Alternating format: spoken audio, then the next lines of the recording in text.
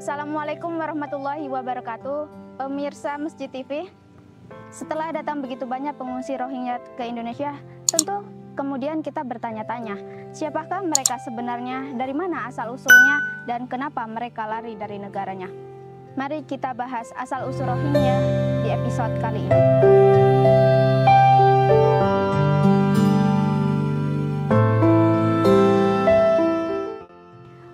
Rohingya itu merupakan penduduk dari Myanmar di kawasan negara bagian Rakhine atau yang disebut dengan Arakan, yang berbatasan langsung dengan Bangladesh. Nah, konflik orang-orang Rohingya dengan orang Myanmar, khususnya yang etnis Rakhine itu, sudah terjadi jauh-jauh hari dari era kerajaan kolonialisme dan pemerintahan Burma hingga Myanmar. Nah, masalahnya adalah negara bagian Rakhine ini merupakan kawasan mayoritas beretnis Rakhine ya, atau Arakan yang menganut Buddhisme, sedangkan etnis Rohingya itu adalah etnis Muslim dan minoritas yang dianggap sebagai imigran ilegal dari Bangladesh. Sedangkan di sana orang-orang Rakhine Myanmar itu menganggap jika orang-orang Rohingya itu adalah imigran ilegal dari Bangladesh yang dibawa oleh kolonial Inggris dulunya. Dengan kata lain, orang-orang Rohingya ini dianggap bukan penduduk asli dari Myanmar. Nah, karena bukan dianggap penduduk asli Myanmar, orang-orang Rohingya sedari dulu tidak dianggap sebagai warga negara Myanmar oleh pemerintahan. Dan karena tidak dianggap sebagai warga negara pemerintahan, tentunya mereka mengalami kesulitan untuk akses fasilitas pemerintah, sehingga membuat mereka menjadi warga kelas 2 dan memicu diskriminasi. Karena mereka juga dianggap imigran ilegal. Orang-orang Rakhine itu juga merasa kehadiran orang-orang Rohingya ini bisa mengancam populasi orang-orang Buddha yang ada di sana, khususnya Buddha Rakhine ya, serta juga menimbulkan persaingan ekonomi dan politik. Orang-orang Rakhine itu memandang orang-orang Rohingya ini kan imigran ilegal dulu. Nah, kalau begitu mereka tidak boleh merebut sumber ekonomi yang ada di daerah kawasan Rakhine Buddha tersebut. Dan kondisi yang demikianlah yang kemudian terakumulasi dan menjadi komplikasi hingga memicu konflik dan gesekan sosial. Kemudian penganiayaan, diskriminasi, pemerkosaan, penjarahan, bahkan pembantaian sampai genosida pun terjadi di sana.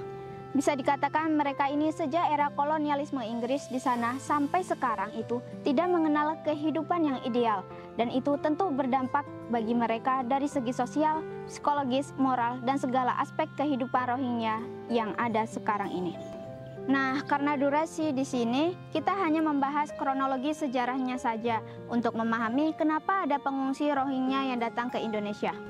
Permasalahan orang-orang Rohingya itu adalah soal apakah orang Rohingya ini merupakan penduduk asli kawasan Rakhine atau mereka ini adalah para pendatang. Nah, sebelum kita bahas lebih lanjut, jangan lupa ya untuk pemirsa Masjid TV untuk like, comment, subscribe, dan jangan lupa untuk share video ini ke teman-teman masjid lainnya agar mereka dapat menikmati konten-konten lainnya.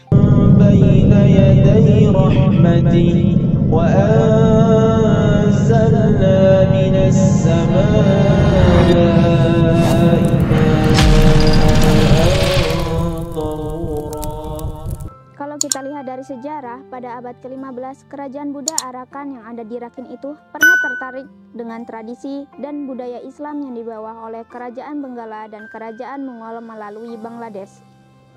Raja Arakan ketika itu yang bernama Narmehla, yang walaupun beragama Buddha, ia sangat terobsesi dengan tradisi Islam sampai-sampai ia mengganti namanya itu menjadi Sulaiman Shah. Ya, walaupun dia itu seorang Buddha gitu ya. Nah, ia juga membangun masjid menggunakan koin Islam dan memadukan budaya Buddha dan Islam di sana. Nah, kerajaan Arakan itu berdiri dari tahun 1430 sampai tahun 1784 yang secara bersamaan diyakini juga banyak orang-orang Islam yang menetap di kawasan Rakhine ini.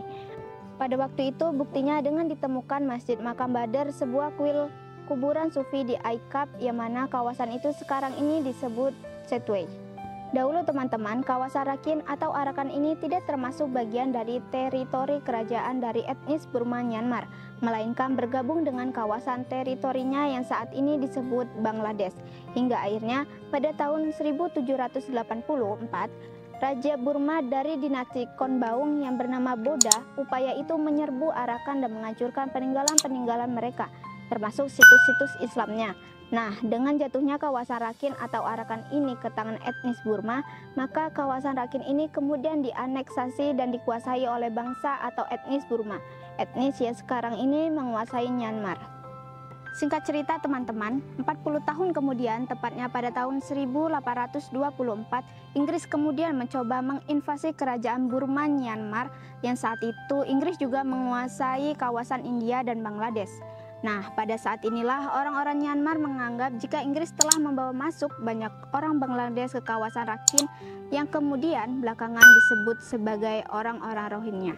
Nah, ketika Perang Dunia Kedua itu meletus, Jepang kemudian menginvasi Burma Myanmar dari kekuasaan Inggris khususnya di kawasan Rakhine. Nah, Jepang ketika itu menggunakan propaganda nasionalisme untuk mempengaruhi kaum nasionalisme Buddha Burma agar mau melawan Inggris, agar mau melawan imperialisme barat seperti propaganda gitu ya. Sebaliknya teman-teman, Inggris kemudian mempersenjatai penduduk setempat khususnya warga Rohingya untuk menghalau pasukan Jepang yang ketika itu bersekutu bersama kaum nasionalisme Burma. Ya, akhirnya terjadilah pembantaian Arakan pada tahun 1942 di mana umat Islam Rohingya dan India itu dibantai, diperkosa, dan diusir ke Bangladesh oleh pasukan Jepang dan nasionalisme Burma.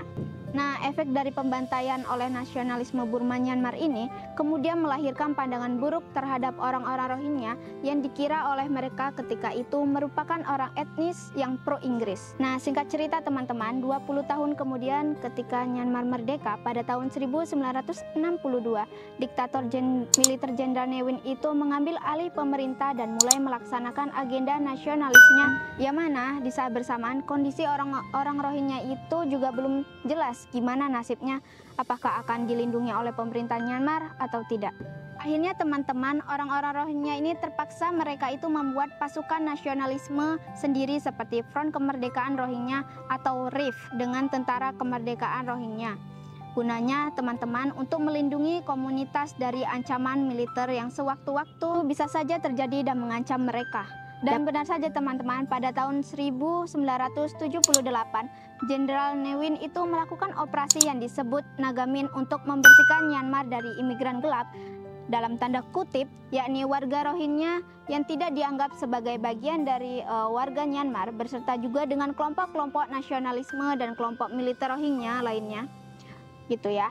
Nah, akhirnya teman-teman, operasi ini membuat ratusan ribu orang Rohingya yang ada di Arakan itu kembali mengungsi ke kawasan Bangladesh. Namun teman-teman, ketika itu pemerintahan Bangladesh dan Myanmar itu membuat perjanjian dan keputusan yang akhirnya 1.800 orang Rohingya itu dapat kembali ke kawasan Rakhine, ke kampungnya.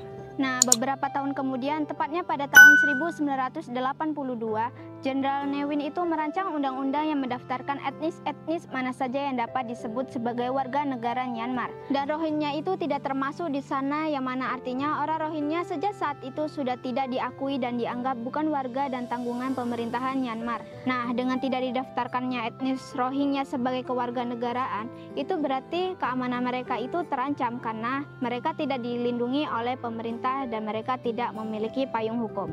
Jadi bisa-bisa saja mereka itu dibunuh, diperkosa, dan dijarah. Namun pelakunya itu tidak bisa digugat secara hukum. Nah, dalam kondisi yang genting yang seperti ini, pada tahun 1882 maka lahirlah pasukan Rohingya Solidarity Organization sebagai bentuk kekecewaan sekaligus sebagai front pertahanan Rohingya untuk melindungi warga mereka. Nah, akan tetapi teman-teman, pemerintahan Myanmar itu melihatnya berbeda. Mereka menganggap bahwa organisasi itu sebagai kelompok militan separatis yang akan mengancam kedaulatan Myanmar. Nah, akhirnya pada tahun 1991, pasukan Myanmar melancarkan lagi operasi yang bernama Bitaya untuk menupaskan mereka yang secara bersamaan juga berefek pada warga sipil. Nah, jadinya orang-orang Rohingya ini terlantang-lantung. Sebagai warga negara Myanmar tidak diakui ke Bangladesh, juga nggak diakui ketika mereka mau membela hak-hak mereka. Karena dianggap separatis, mau melawan pun dianggap teroris. Ya, jadi serba salah gitu ya. Bisa dibilang konflik Rohingya dengan Myanmar ini adalah konflik etnis sama seperti kasus Uighur di Cina. Ya, walaupun tidak sepenuhnya mirip gitu. Nah, konflik etnis inilah kemudian menyerempet ke konflik agama. Dan itu terjadi pada tahun 2012, Nah, kali ini teman-teman, konfliknya itu antara umat Islam Rohingya dan umat Buddha Rakhine, umat Buddha Myanmar secara umumnya gitu. Penyebabnya sendiri teman-teman tidak pasti, karena ada yang bilang penyebabnya itu karena umat Buddha Rakhine itu khawatir jika populasi umat Islam Rohingya itu meningkat di sana.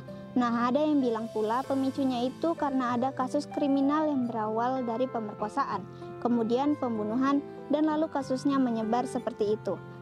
Nah, ada juga yang beranggapan karena faktor persaingan ekonomi di mana orang Buddha Arakan Rakhine itu khawatir jika sumber ekonominya itu banyak diolah oleh orang Rohingya yang ada di sana. Mengingat bahwa kawasan Rakhine ini adalah kawasan termiskin di Myanmar.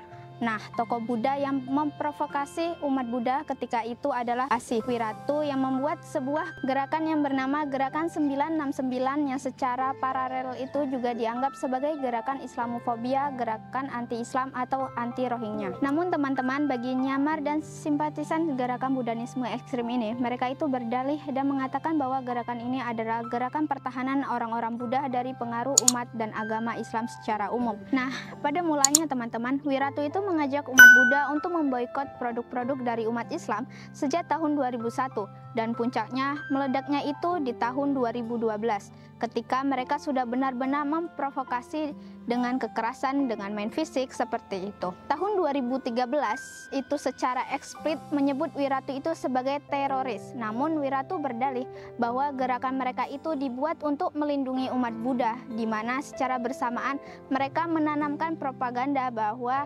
orang-orang Rohingya ini dicap oleh mereka memiliki perangai buruk dan ingin mendirikan negara Islam sebagai alibinya. Nah, dari konflik yang sifatnya terbatas, kemudian akhirnya menyebar luas dan melibatkan militer. Dampaknya, akhirnya sekitar 2.528 rumah dibakar. Kemudian 90.000 orang Rohingya mengungsi dan lebih dari 1.000 orang meninggal pada tahun 2013. Pada tahun 2013, kerusuhannya itu menyebar dan menjadi konflik anti-Muslim dan menyerang umat Islam di kawasan lainnya. Dari konflik inilah akhirnya memicu gelombang pengungsi Rohingya besar-besaran, yang mana akhirnya mereka itu ketika itu ada yang terdampar ke Aceh.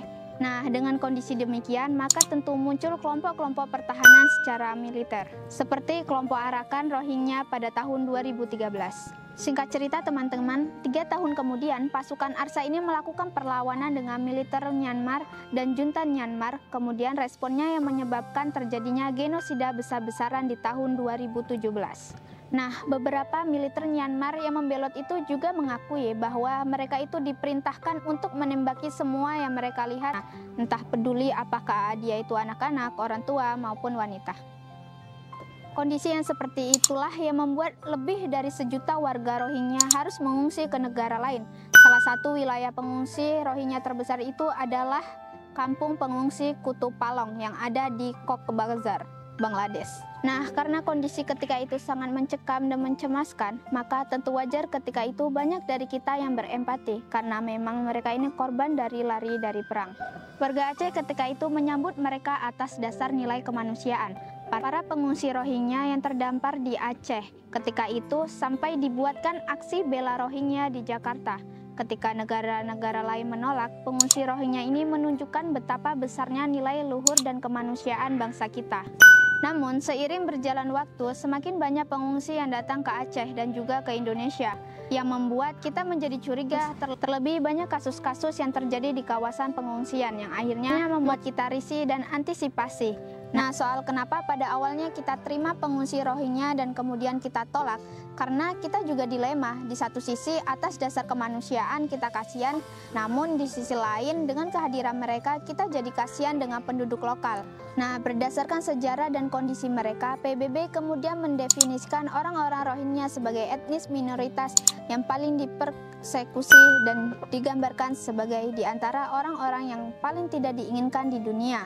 Ya, sekilas seperti Palestina gitu ya, penduduk lokal yang diusir karena ras mereka tidak diakui. Namun, secara bersamaan, pengungsi Rohingya itu juga dianggap seperti Israel, datang ke negara lain lalu minta jatah tanah.